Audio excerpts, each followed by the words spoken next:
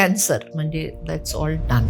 Cancer नंतर सुद्धा आई बाप होता येणं शक्य नाहीये का? 5 ते 10% जे रुग्ण आहेत 35 वर्षाच्या खाली त्यांचं वय आहे, ते रिप्रोडक्टिव्ह एज ग्रुपमध्ये. या एज ग्रुपसाठी आपण ज्याला फर्टिलिटी प्रिझर्वेशन हे फार गरजेचं आहे. त्याचा उत्साह वाढतो. मी आई होऊ शकीन, मी वडील होऊ शकीन. आणि म्हणून मला काय वाटतं की एक अशी टीमच तयार पाहिजे, कारण तेव्हाच कुठे पेशंटला धीर येतो.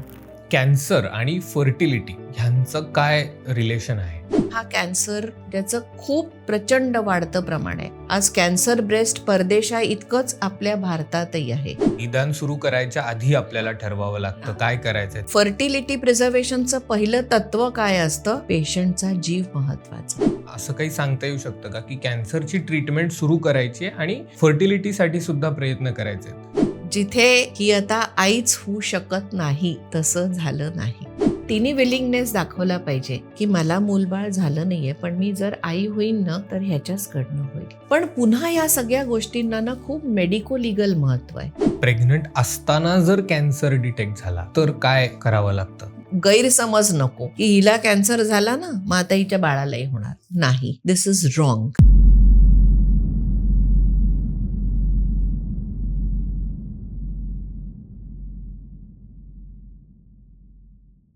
नमस्कार मंडळी, वैचारिक किडाच्या वैचारिक गप्पांमध्ये तुम्हा सगळ्यांचं स्वागत आहे.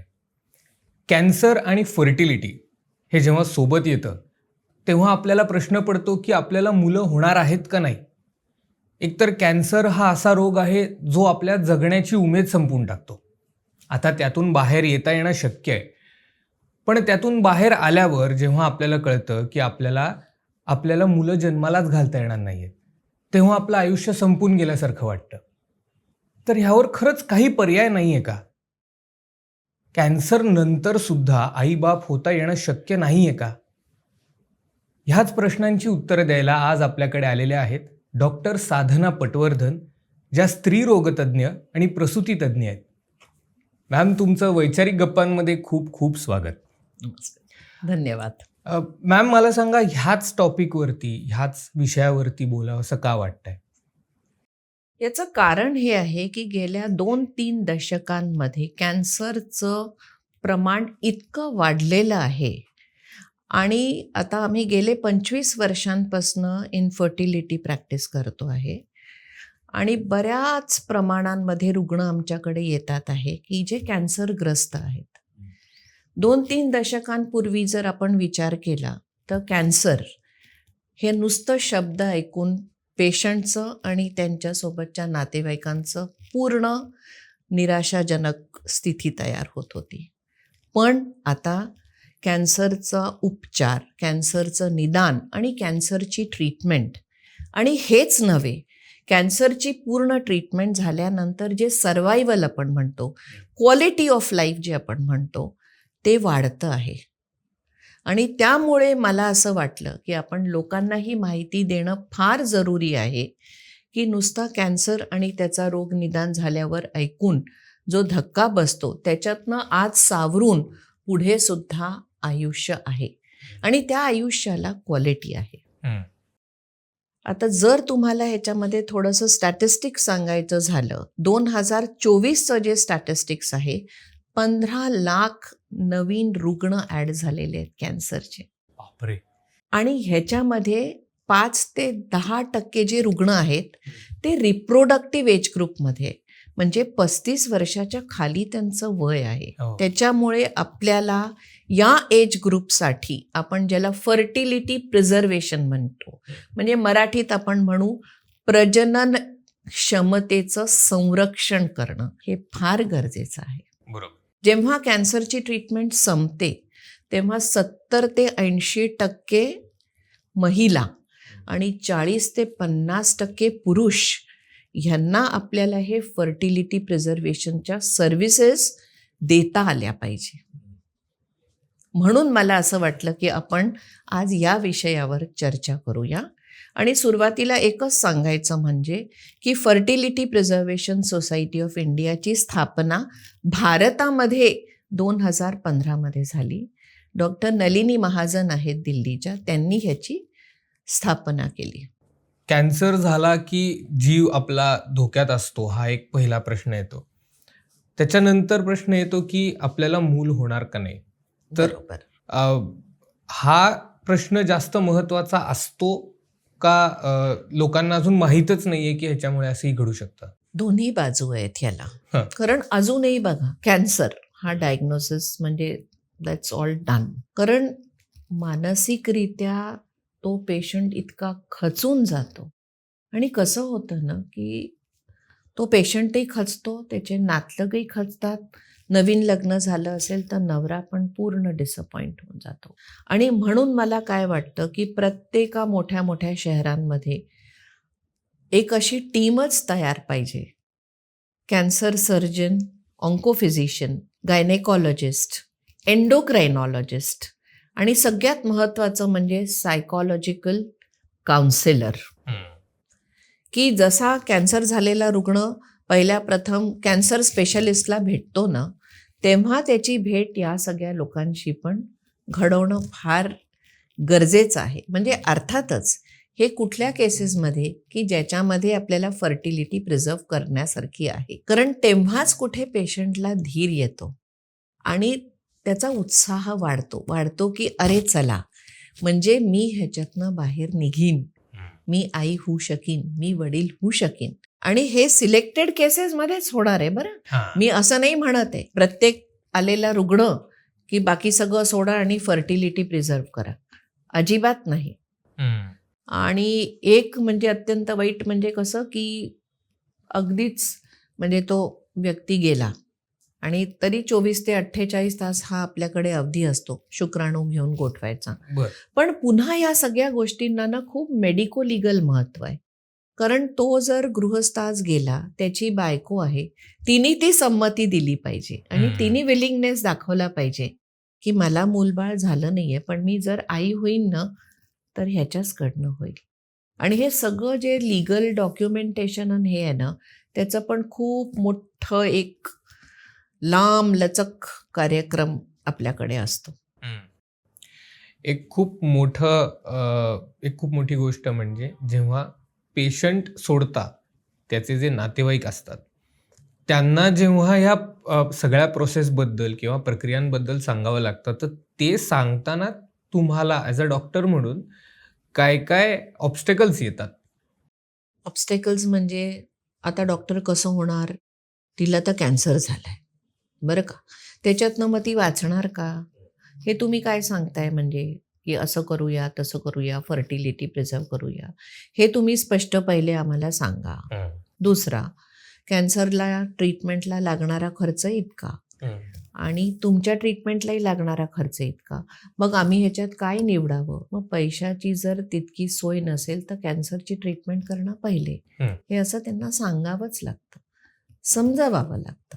पण हेही काउन्सेल करावं लागतं की हे शक्य आहे की ती आई होऊ शकते. विचार करा, थोडासा वेळ घ्या, ठरवा. तुम्हाला जर ह्याच्यात काही अजून मदत लागली तर पुन्हा येऊन भेटा, आम्ही तुमची मदत अवश्य करू. आणि दुसरं मला इथे काय सांगावंसं वाटतं, ट्रीटिंग ऑन्कोसर्जन्स, ऑन्कोफिजिशियन्स यांच्यामध्ये सुद्धा हा अवेअरनेस फार नाही आहे. म्हणजे एक आत्ताच उदाहरण देते. एक अशीच 30-32 वर्षाची लग्न झालेली मुलगी आली, एका ओळखीच्या डॉक्टरकडनंच आली आणि त्यांनी सांगितलं की तिची म्हणजे लंप ब्रेस्टमध्ये गाठ होती, त्याची बायोप्सी झाली होती आणि आता आम्ही हिचे लिम्फ नोड्स आणि सगळं सॅम्पलिंगला पाठवलं आहे, तरी आपल्या हातात 15 दिवसाचा वेळ आहे, तुम्ही ट्रीटमेंट करा. ट्रीटमेंट करायला आम्ही सुरुवात केली. मध्येच तो सर्जन म्हणतो की हे तुम्ही काय चालू केलंय, थांबवा, मला हिला ऑपरेट करायचंय. म्हणजे मग मला त्यांच्याशी बोलावं लागलं की ओव्हॅरियन स्टिम्युलेशन सुरू केलेलं आहे, 8 दिवस होऊन गेलेत, अजून एक 3-4 दिवसाच्या अवधीमध्ये हिचं सगळी जी फर्टिलिटी प्रिझर्वेशनची प्रक्रिया आहे ती पूर्ण होते. मग कसं होतं, पेशंट अशा द्विधा मनस्थितीत होतो की मी माझ्या प्रायमरी सर्जनचं ऐकू की मी फर्टिलिटी प्रिझर्व करण्याच्या डॉक्टरचं ऐकू. म्हणजे हा जो असा सीन आहे, सिनेरिओ, हा यायला नको मला असं वाटतं. म्हणून हा जो मी सारखं म्हणते अवेअरनेस, आपण असं म्हणतच नाही की प्रत्येक ह्याच्यात आपण फर्टिलिटी प्रिझर्व करू, पण ज्या ह्याच्यात आपण करू शकतो त्याच्यात आपण हे नक्की केलं पाहिजे असं मला वाटतं. कॅन्सर आणि फर्टिलिटी ह्यांचं काय रिलेशन आहे? आता जे मी तुम्हाला म्हटलं की आपल्याला रिप्रोडक्टिव्ह एज ग्रुपमध्ये बोलायचं आहे, 35 त्याच्या खालील वयामध्ये. तर आता समजा हा कॅन्सर स्त्रीबीज ग्रंथीचा म्हणजे ओव्हरीचा झाला किंवा ब्रेस्टचा झाला, ज्याचं खूप प्रचंड वाढतं प्रमाण आहे. आज कॅन्सर ब्रेस्ट परदेशा इतकंच आपल्या भारतातही आहे. तर हा एक स्त्रियांचा भाग झाला. याच्यामध्ये प्रायमरी जी ट्रीटमेंट आहे याच्यामध्ये सर्जिकल रिमूव्हल असतं, म्हणजे ओव्हरी काढून टाकण्यात येते, म्हणजे ब्रेस्ट काढून टाकण्यात येतं. आता ह्याच्यानंतर हे इथेच थांबत नाही. पेशंटला आपण नेहमी 5 इयर्स सर्व्हायवल हे बोलतो. कॅन्सरचेही वेगवेगळे प्रकार असतात.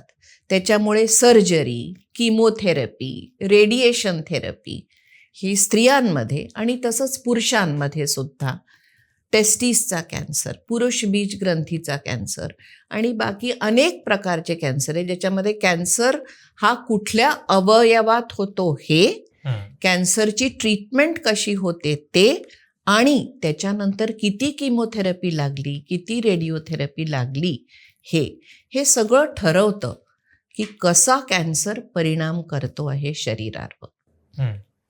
त्यामुळे हे कसं असतं की प्रत्येक पेशंट हा एक इंडिव्हिज्युअल नवीन पेशंट असतो. आपण हे स्टेटमेंट असं जनरलाइज नाही करू शकत. पण सगळेच जे पेशंट आहेत त्यांच्या फर्टिलिटीवर ती परिणाम होतो का कॅन्सरमुळे? कॅन्सरच्या ट्रीटमेंटमुळे आपल्या ओव्हरीजवर, टेस्टीजवर, ब्रेस्टवर, गर्भाशयावर, सगळ्यावर, कारण मूळतः इथे काय समजण्याची गरज आहे, कॅन्सरचे जे औषधं असतात है ना, ज्याला आपण म्हणतो रॅपिडली डिवायडिंग सेल्स, म्हणजे कॅन्सरचे सेल्स म्हणजे काय, ज्यांच्या वाढीवर शरीरात काही कंट्रोलच नसतो, ते वाढतच जातं, शरीराच्या वेगवेगळ्या भागाला ते येतं आणि जेव्हा ते एका लिमिटच्या पलीकडे त्याची ग्रोथ होते तेव्हा लक्षात येतं की अरे काहीतरी आता गडबड आहे बरं का. तर कॅन्सरच्या या सेल्सना आपल्याला नष्ट करण्यासाठी जे ट्रीटमेंट असतात ते बाजूच्या सगळ्या हेल्दी टिश्यूलाही नष्ट करणार.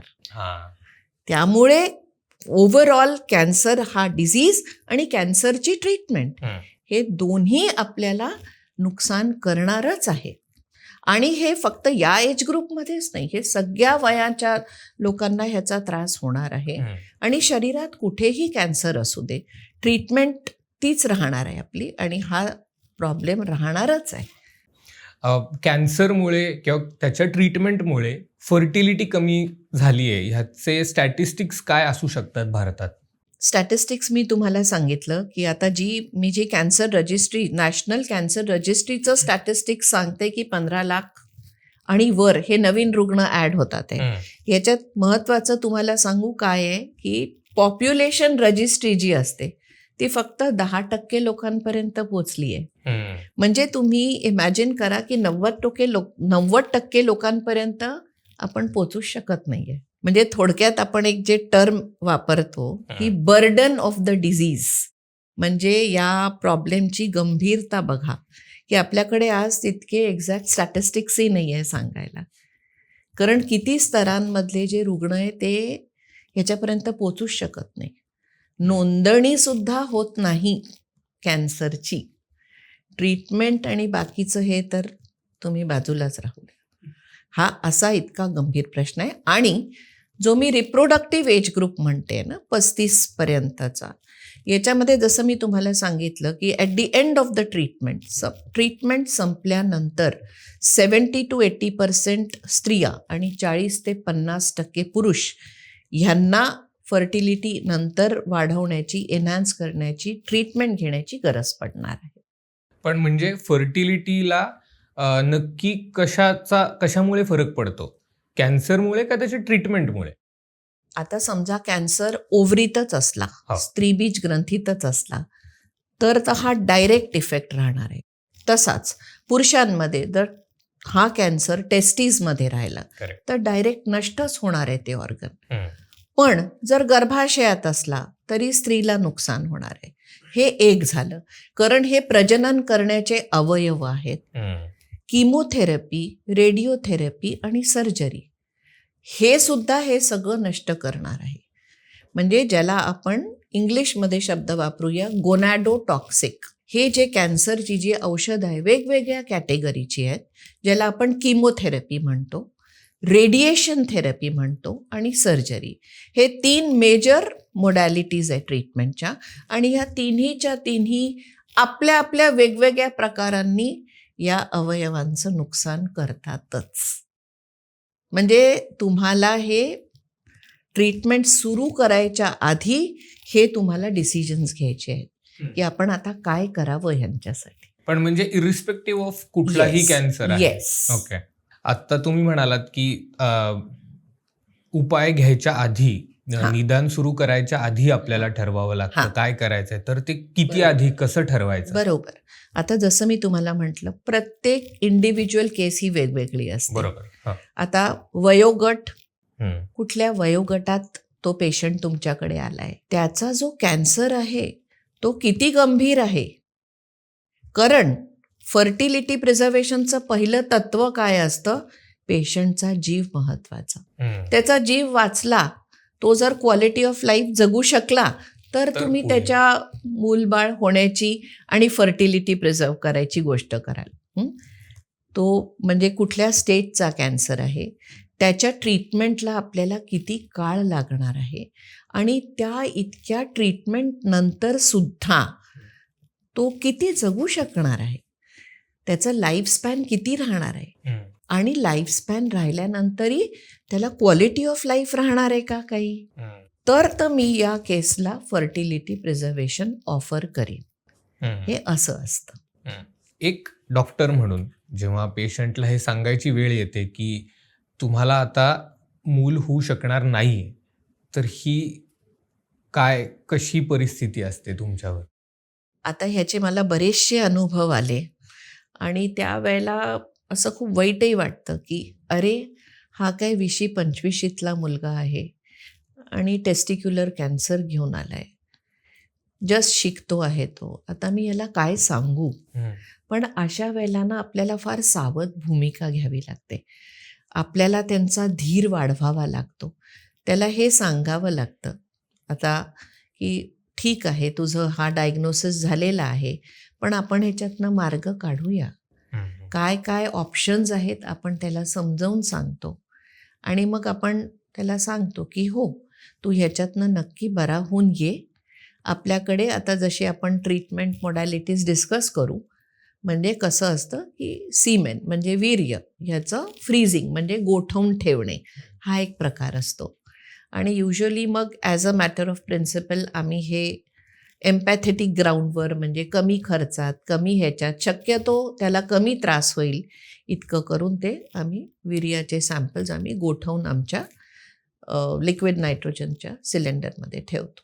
तसेच बरेचदा असे अनुभव आले, अशा यंग मुली जस्ट लग्न झालेलं आहे आणि 6 महिन्याच्या आत कॅन्सर ब्रेस्ट झाला आहे. म्हणजे ते लग्न झालं त्याच्या आनंदात तो 6 महिन्यातच सगळा संपून जातो आणि मग बऱ्याचदा जसं आपण पुढे डिस्कस करूया की आपल्याकडे वेळ असला, समजा तो ॲग्रेसिव्ह फॉर्म ऑफ कॅन्सर नसला, तर मग आपल्याला ऑन्कोसर्जन सांगतो की मी तुम्हाला 3 आठवड्याचा वेळ देतो आणि मग आता तुम्ही हिची फर्टिलिटी प्रिझर्व करा.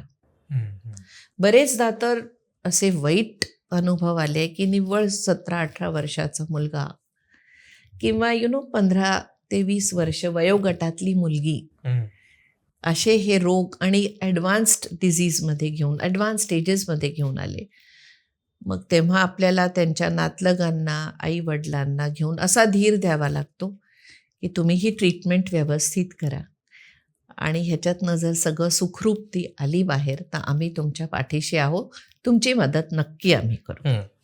असं होऊच शकतं की कॅन्सरसारखा आजार झाल्यानंतर पेशंट्सची मेंटॅलिटी नसू शकते की तुम्ही जे काही सांगताय त्याचा इम्पॉर्टन्स त्यांना कळेल, ही त्यांची मेंटॅलिटी नसू शकते. असं कधी तुमच्याबरोबर झालंय का?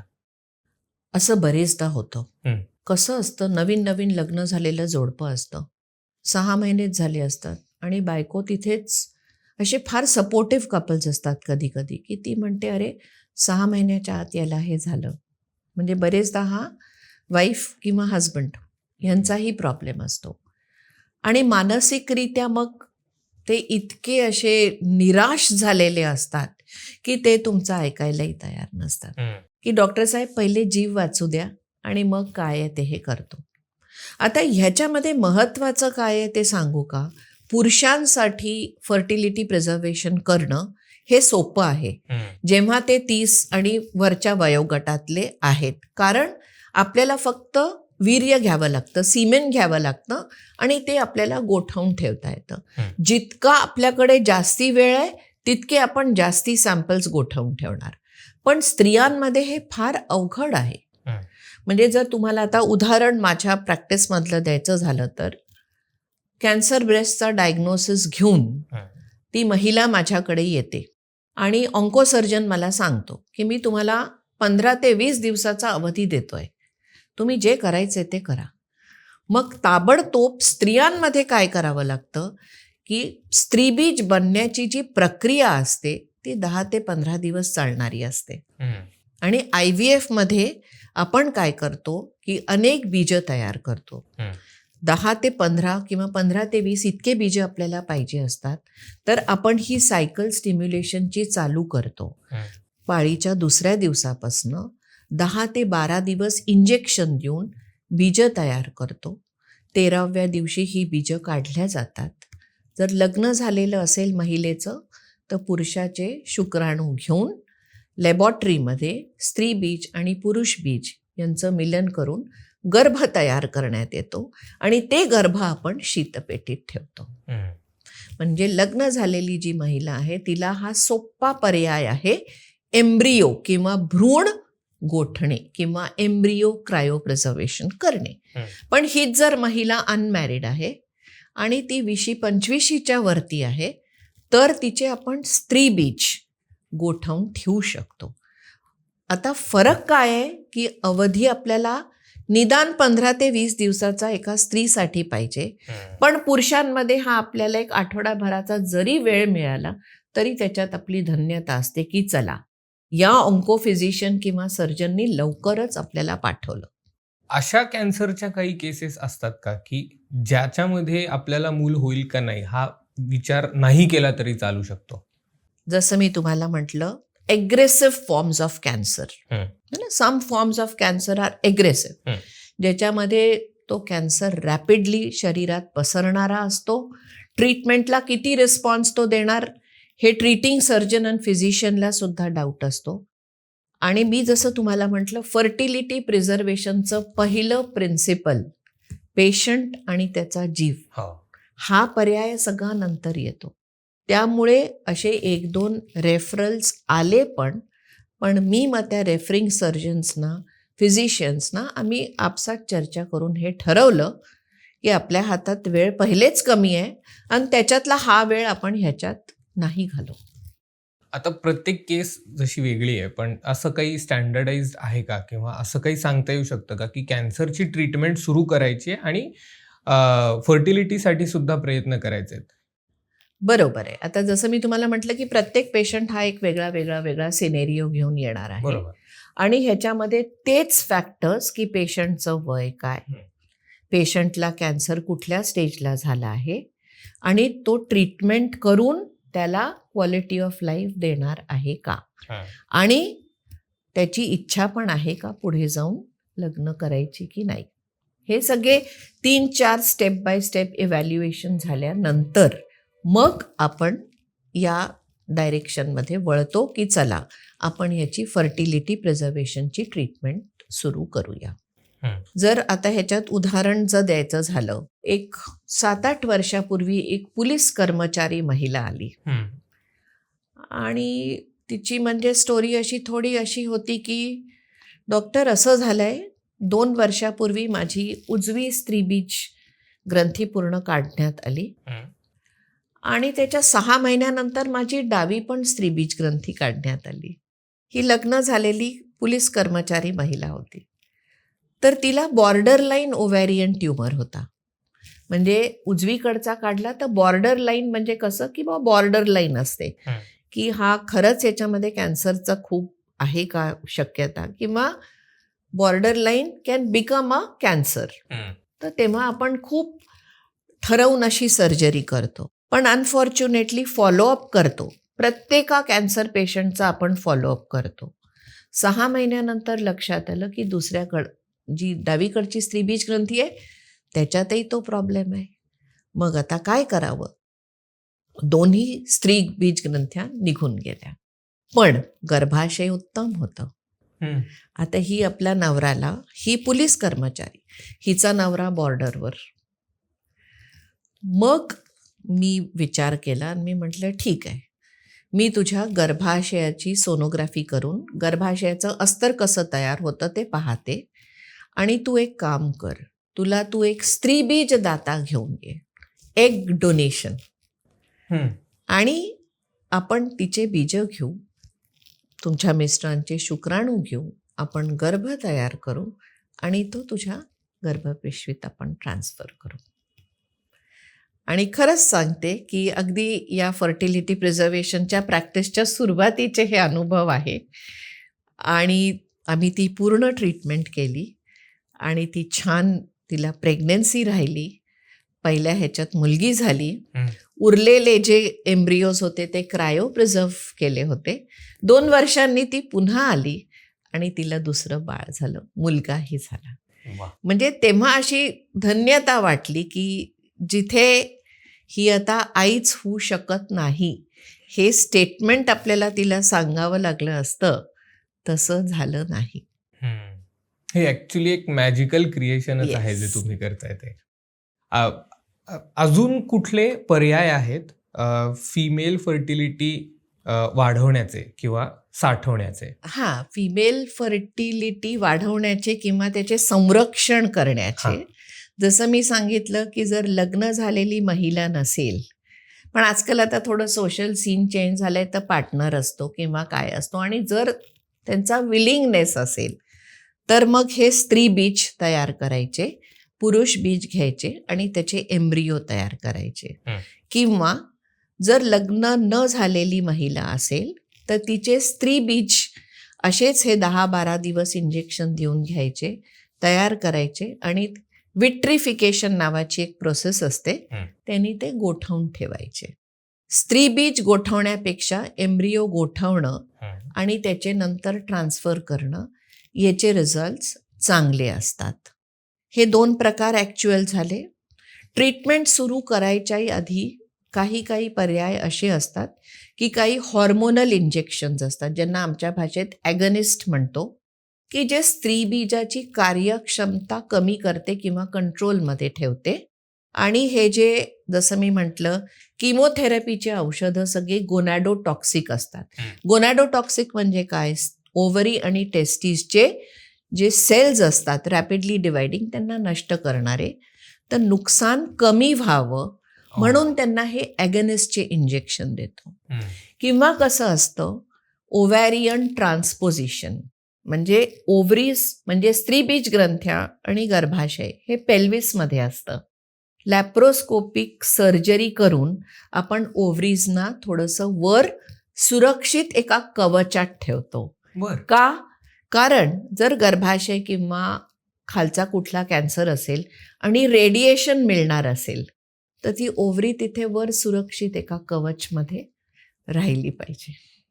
असं असतं, ज्याला ओव्हॅरियन ट्रान्सपोजिशन म्हणतो. आणि आपण आत्तापर्यंत फक्त रिप्रोडक्टिव्ह एज ग्रुपच म्हणतोय, पण हा जो एक एज ग्रुप असतो ना, समजा 20 वर्षापर्यंत ज्या मुली असतात, परदेशात याची सुरुवात झाली की ओव्हरी जी असते स्त्रीबीज ग्रंथी, त्याचं आपण कॉर्टेक्स घेतो. हे म्हणजे आपण ह्याच्यातलं लेप्रोस्कोपीद्वारा ओव्हरीजचा एक भाग काढतो. त्याच्यातलं जे कॉर्टेक्स असतं त्याच्या आपण अशा स्लायसेस करतो आणि त्यांना क्रायो प्रिझर्व करून वर्षानुवर्ष आपण लिक्विड नायट्रोजनमध्ये ठेवतो. आणि हे कार्य बऱ्याच ह्याच्यामध्ये बरेच डॉक्टर्स परदेशात हे बरंच करतात आहे. आणि जेव्हा ही मुलगी मोठी होते, कॅन्सरमुक्त होते, ट्रीटमेंट तिची संपून जाते, तेव्हा हे शीतपेटीतनं ओव्हॅरियन कॉर्टेक्स आपण काढतो आणि लॅप्रोस्कोपीद्वारे आपण त्याला ओव्हरीजच्या जागी रिइम्प्लांट करतो. आणि मग आपण ह्याला वेळ देतो की हे जे रिइम्प्लांट केलेलं कॉर्टेक्स आहे ही आपली कार्यक्षमता सुरू करेल. आणि अशा सुद्धा जगभरात खूप केसेस झालेल्या आहेत आणि खूप लोकांना ह्याच्यामुळे मातृत्व मिळालेलं आहे. ही अजून भारतात इतकी आलेली नाहीये, कारण मी तुम्हाला म्हटलं आपल्याकडे काहीही झालं तरी फंडिंग हा सगळ्यात मोठा प्रॉब्लेम आहे. एग फ्रीजिंग हे जे आहे हे सगळ्यांना उपयुक्त ठरतं का?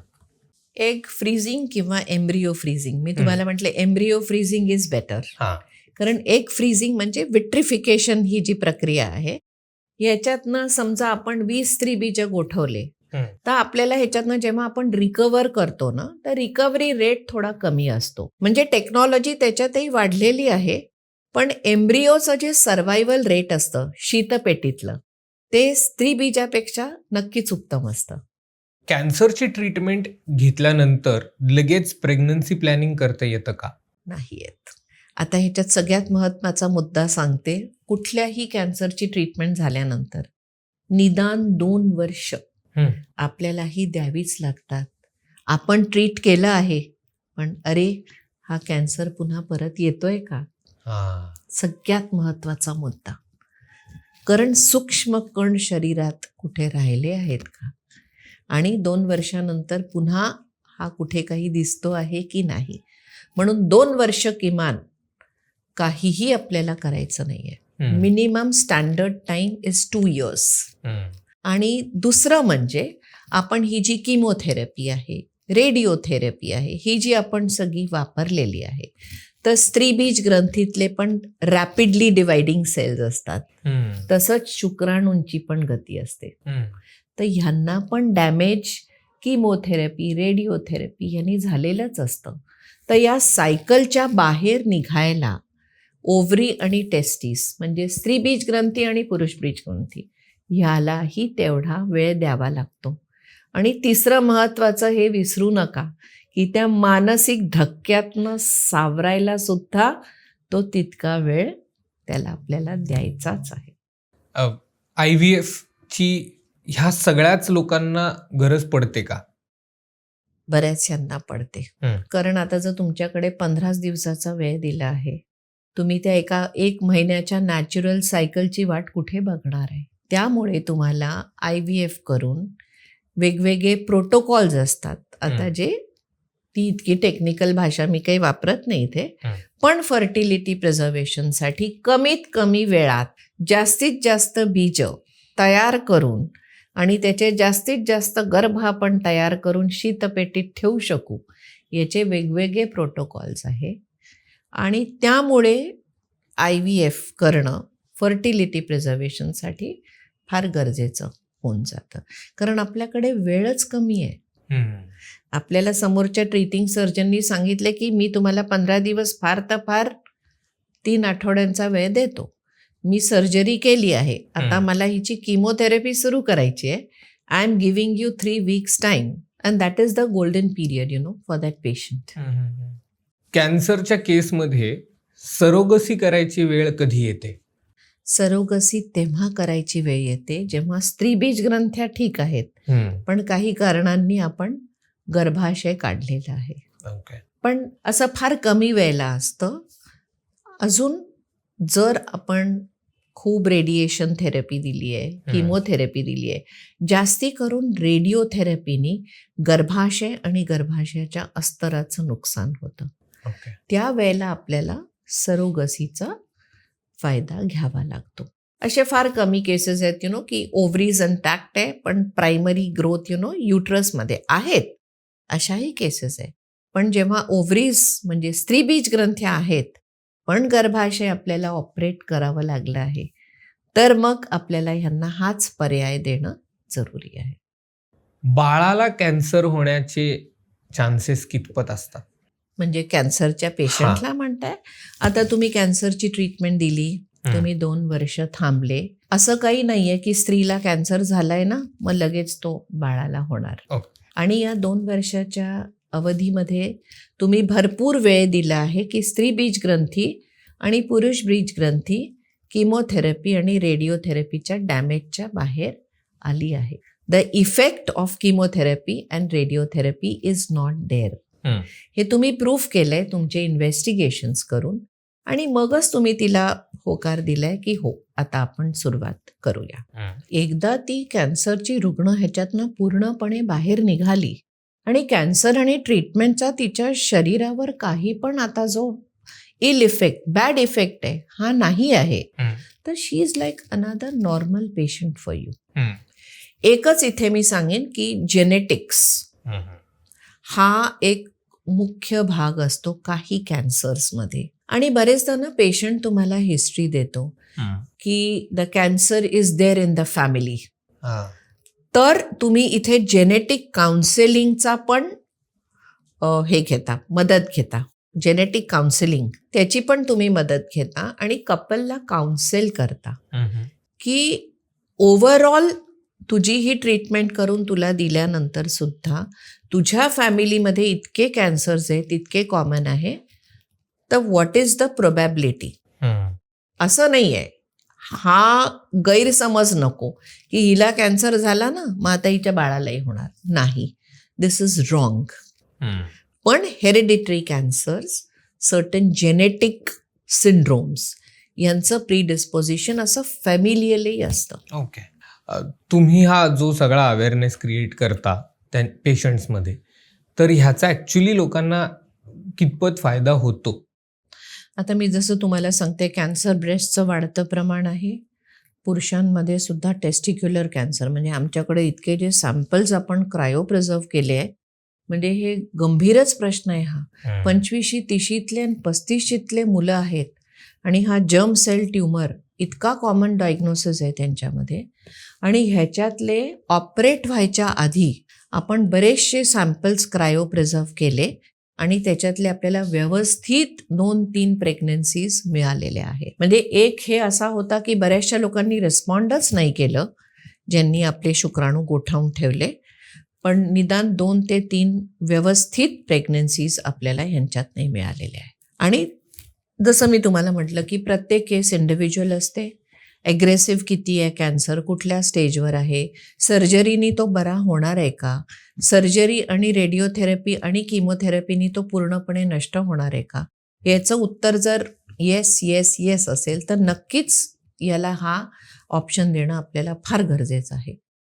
गर्भधारणा असताना म्हणजे प्रेग्नंट असताना जर कॅन्सर डिटेक्ट झाला तर काय करावं लागतं? आता त्याच्यामध्ये कसं आहे की गर्भधारणा झालेली आहे आणि कॅन्सर कुठल्या अवयवाचा आहे आणि तो किती गंभीर आहे आणि समजा प्रेग्नन्सी सुरुवातीच्या स्टेजचीच आहे आणि तो कॅन्सर पुढे जाऊन खूप रॅपिडली प्रोग्रेस होणार आहे, तर तुम्हाला अशा वेळेला बरेच वेळेला डिसाईड करावं लागतं की प्रेग्नन्सी टर्मिनेट करा आणि पेशंटला कॅन्सरची ट्रीटमेंट घेऊ द्या. कारण ती जर आई जगली तर ते मूल जन्माला घालेल आणि नाही तर समजा असं विपरीत काही झालं तर ते होणारं मूल सांभाळेल कोण. आईला गर्भधारणेत कॅन्सर झाला तर बाळाला तो काही होईल हे इक्वेशनच नाही आहे काही. कारण एक लक्षात घ्या, प्रेग्नंट असताना आपण कुठलीही कॅन्सरची ट्रीटमेंट देऊच शकत नाही कारण याचा सगळ्याचा परिणाम तिच्या शरीरावर आणि बाळावर होणार आहे. कॅन्सरमधनं बाहेर आलेली एखादी महिला आहे तर तिला ब्रेस्ट फिडिंग हे सुरक्षित आहे का? कसं आहे, जर प्रायमरीली ब्रेस्टचाच ट्यूमर होता तर ब्रेस्ट रिमूव्ह झाला असता. बरोबर.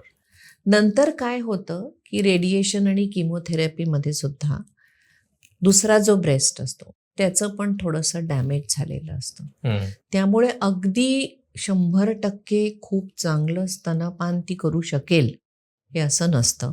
आणि ह्याच्यासाठी मला एक सांगावं असं वाटतं की बऱ्याचशा मेट्रो सिटीजमध्ये आणि मोठ्या हॉस्पिटल्समध्ये आजकाल मिल्क बँकची व्यवस्था आहे आणि हा कन्सेप्ट आता वर येतोय हळूहळू. म्हणजे मिल्क बँक, ज्यांना सरप्लस मिल्क प्रोडक्शन आहे ते जाऊन आपलं दूध त्या मिल्क बँकमध्ये गोठवतात. तर हा सुद्धा कन्सेप्ट या लोकांना आपण अशीही मदत करू शकतो. आता टॉप फीड, फॉर्म्युला फीड आहे, पण हे इथे मला सांगावंसं वाटतं की मिल्क बँकिंग हा कन्सेप्ट आता नागपुरातही काही हॉस्पिटल्समध्ये सुरू झालेला आहे. ब्रेस्ट फिडिंगमुळे कॅन्सर परत येण्याचे चान्सेस आहेत असं आहे का खरं? नाही. Breast feeding on the other hand gives you protection okay. Against breast cancer. 35च्या आतल्या महिला म्हणजे काय, पुन्हा आपण त्याच इक्वेशनवर आलो, लवकर लग्न, लवकर मूल होणे. 35च्या आत जर तुम्हाला, म्हणजे जुन्या काळी बघा ना, तुम्ही काय ऐकलंय का जितकं आता तुम्ही ऐकताय, कॅन्सर ब्रेस्ट आता किती प्रमाणात होऊन राहिलाय. परदेशासारखंच आपलं झालंय. पूर्वी आपण म्हणायचो US मध्ये, जेव्हा आम्ही शिकायचो मेडिकल कॉलेजमध्ये, US, UK, European developed countries याच्यामध्ये खूप वाढतं प्रमाण, पण आपली तीच गत आहे ना. पूर्वीच्या काळामध्ये महिला म्हणजे लवकर लग्न होणे, 1 आणि 2 नाही, चांगले 4-5 मुलं होणे, यांना ब्रेस्ट फिडिंग देणे. ब्रेस्ट फिडिंगनी ब्रेस्टला प्रोटेक्शन मिळतं अगेन्स्ट ब्रेस्ट कॅन्सर, है ना. हे असं आहे. पण काही स्टडीज अशा आहेत की जर उशिरा लग्न, उशिरा हे झालं तर कदाचित ब्रेस्ट फिडिंगने त्यांचं प्रमाण वाढू शकतं, पण हे असं काही प्रूव्हन नाही आहे. म्हणून एल्डरली एज ग्रुपच्या महिलांनी ब्रेस्ट फिडिंगच करू नये असं नाही आहे. म्हणजे ब्रेस्ट फिडिंग हे तुम्हाला ब्रेस्ट कॅन्सरच्या अगेन्स्ट प्रोटेक्शन देतं. त्यामुळे we have to encourage breast feeding. ऑन्को फर्टिलिटीच्या बाबतीत अजून अशा कुठल्या गोष्टी आहेत ज्या नॉर्मल लोकांना माहिती असल्या पाहिजेत? माहिती असल्या पाहिजे म्हणजे निदान इतकं तरी, कसं आहे ना, सगळ्यात पहिले कॅन्सरच्या निदानाने पूर्ण घाबरूनच जातात सगळे. पण आता ह्याच्यात जर आपण व्यवस्थित शांत डोक्याने विचार केला, जो कठीणच आहे, की आता लग्न झालेलं आहे, लग्न व्हायचं आहे आणि आता ट्रीटमेंट नंतर मी आई किंवा वडील होऊ शकेन, याच्यासाठी मला एक वाटतं एक टीमवर्कचा कन्सॉर्टियम पाहिजे. म्हणजे आता मोठ्या मोठ्या ज्या कॅन्सर इन्स्टिट्यूट्स आहेत त्यांच्यामध्ये एक फर्टिलिटी प्रिझर्वेशन युनिट पाहिजे, की बाबा आज या सर्जनला हा पेशंट भेटला किंवा या ऑन्कोफिजिशियनला हा पेशंट भेटला तर मी अशी ट्रीटमेंट करीन, म्हणजे मी सगळे इन्व्हेस्टिगेशन्स करीन, मी पेट करीन, मी हे करीन आणि मी ऑपरेट करीन.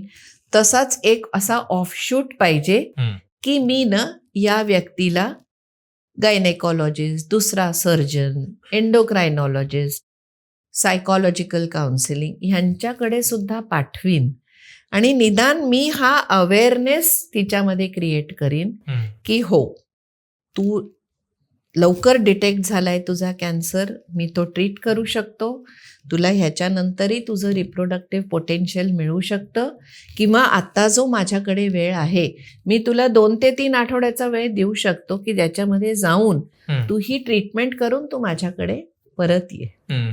आता फर्टिलिटी प्रिझर्वेशन सोसायटी ऑफ इंडियाची जी आमची ऑर्गनायझेशन आहे ती बराच याच्यामध्ये प्रयत्न करते आहे. फर्टिलिटी प्रिझर्वेशनची रजिस्ट्री आहे, आम्ही दरवर्षी कॉन्फरन्स घेत असतो, छोटे छोटे सिम्पोजिया घेत असतो.